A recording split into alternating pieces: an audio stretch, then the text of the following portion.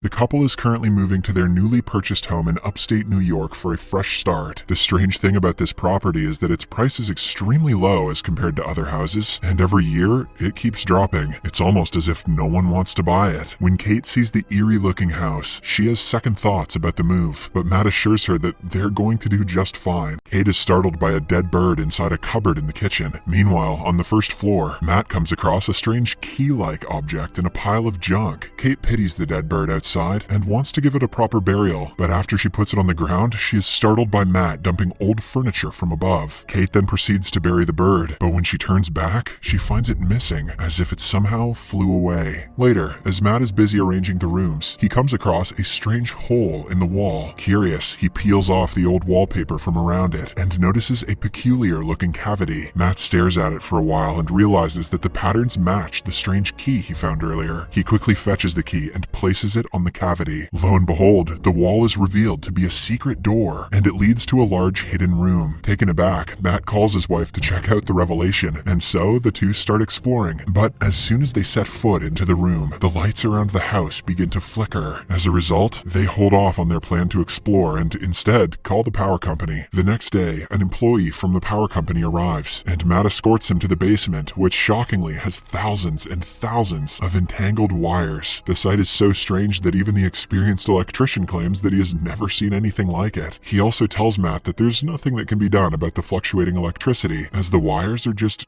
too complex. On his way out, the electrician expresses his astonishment at someone finally buying this property. When Matt presses him for more information, the power company employee reveals that the previous owners of the house were brutally killed inside the property. Matt is caught off guard by the revelation, and out of curiosity, he researches about the previous owners on the internet. Apparently, the house is labeled as the House of Blood by the media, and it belonged to a couple named Paul and Madeline Schaefer. The couple were murdered by a man whose identity is famously known to the media as John Doe of the House of Blood. Currently, the murderer is locked up in a psychiatric facility. After working all day, Matt heads to the strange room and helps himself to a bottle of drink. He quickly empties it and wishes for another. Suddenly, the lights go out, and when they come back again, a bottle appears out of nowhere in front of him. It seems as if the room has granted his wish. Matt is shocked, and he nervously picks up the bottle, confirming that it is very much real. The next morning, Kate wakes up to an empty house. She looks for her husband everywhere before eventually locating him in the dark room. To her surprise, it is now full of eclectic items, including the original Mona Lisa painting. Kate nervously asks Matt where he got the stuff, to which he explains that the room can grant them all their materialistic wishes. She naturally finds this hard to believe, so Matt encourages her to make a wish. She wishes for $1 million, and after the lights flicker, several bundles of cash appear out of nowhere. Kate is astonished, but she's also spooked. She finds the whole thing sketchy, so she proceeds to leave. However, Matt stops her and convinces her to have some fun. Kate eventually agrees, and the couple spend their whole evening ordering champagne, money, and making love. Soon, Kate begins to wonder how the whole thing works, but Matt believes that it doesn't matter as long as they're getting everything they want. The scene then cuts to the next day. The couple now have all the things in the world, but Kate gets depressed when she realizes that they are all materialistic things, which don't have any real value. To cheer her up, Matt suggests they try for a child. It's then revealed that the couple have had trouble conceiving a child in the past, and Kate has suffered from 2 miscarriages previously. The suggestion angers Kate, as the couple had previously agreed to accept their fate and never try for another child. She asserts that she can't put herself through that pain again, and storms out of the room. Matt regrets bringing it up, but he decides to let her be on her own for a while and goes out for a drive. However, when he returns home, he learns that Kate has used the room to create a baby. Enraged, he immediately confronts her about the decision, saying that they don't know about its consequences. After getting into a small argument, Matt tells Kate to use the room to uncreate the baby. However, her maternal instincts kick in and she refuses. Left with no choice, Matt himself decides to finish the task, but when the baby starts crying, he feels sad and changes his mind. In this way, the couple decides to adopt the baby and raise it as their own. Over time, the baby begins to occupy most of Kate's time, causing her to slowly drift away from her husband. One day, a bored Matt decides to visit John Doe at the psychiatric facility to learn more about the room. Before leaving, he grabs a bunch of cash from the secret room and heads to town. At the facility, it is revealed that no one has visited John Doe for over 45 years. Posing as a reporter, Matt asks John why he killed the Schaefers, but the murderer figures out that Matt is lying and that he is the new owner of the House of Blood. He doesn't speak much, and simply advises Matt and his wife to abandon the house as soon as possible for their own good. However, John knows that Matt won't move out because he is driven by greed. On his way back home, Matt stops to refuel his car, but when it comes time to pay, he learns that the cash he brought from the magical room has turned into dust. Taken aback, he rushes home and throws a bunch of cash outside the house. To his disbelief, the money immediately turns into ash. He then places a picture frame half outside the boundary of the house, and surprisingly, the outside half corrodes away. Eager to find answers, Matt tries to break down the walls of the room, but only finds endless networks of wires. Just then, he notices Kate taking the baby out for some fresh air. Matt knows that this will end in tragedy, but he decides not to stop her. Surprisingly, as soon as the baby steps out of the boundary, he ages into a young child within seconds. This sends Kate into a state of shock, and she screams for help. After the couple bring the boy back inside the home, Kate bathes him and finally gives him a name, Shane. Here it is revealed that if any object is thrown out of the house's boundary, it will disappear immediately. But if a living organism ventures outside, they will age at a rapid rate and eventually disappear.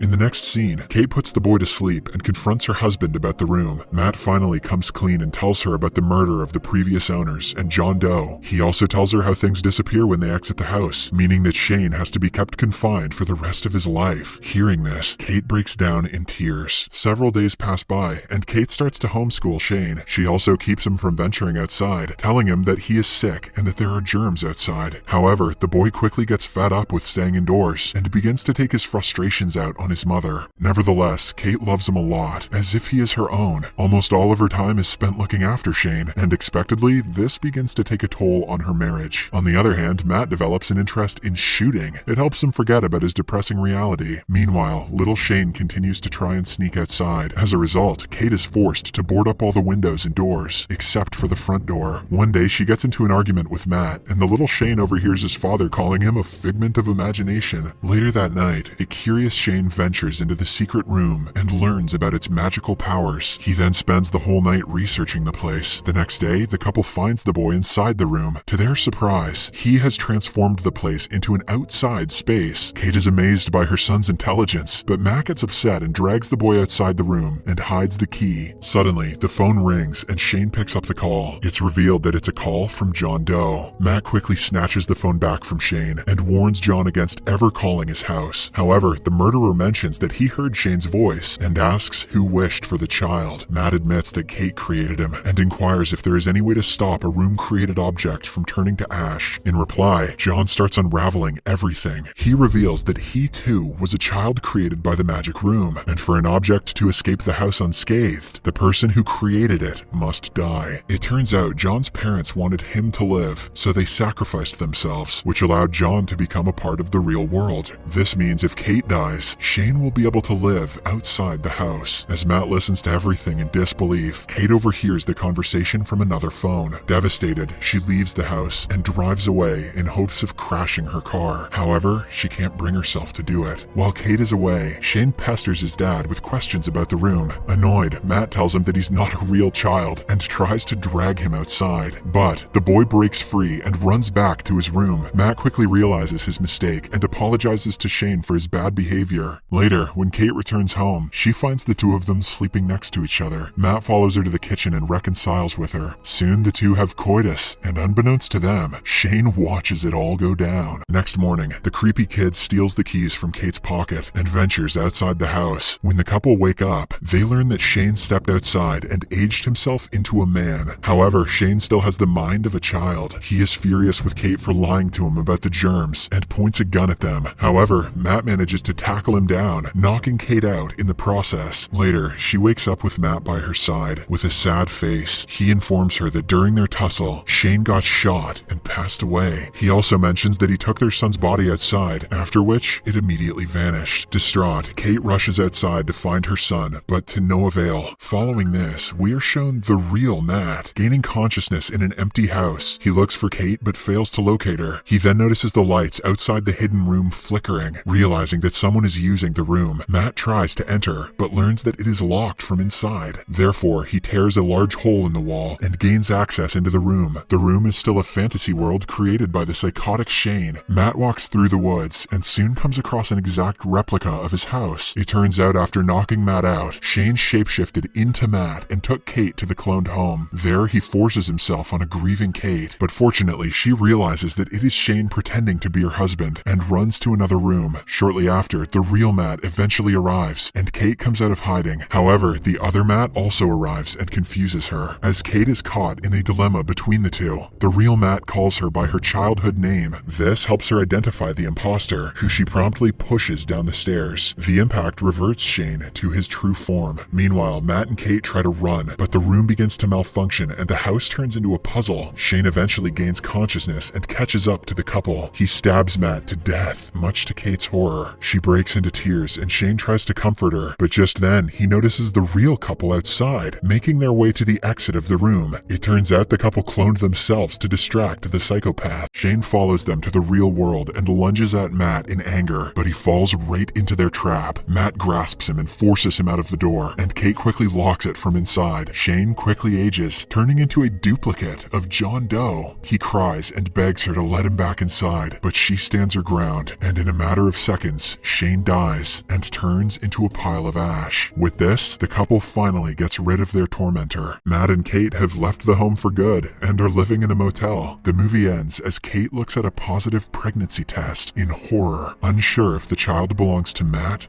or Shane.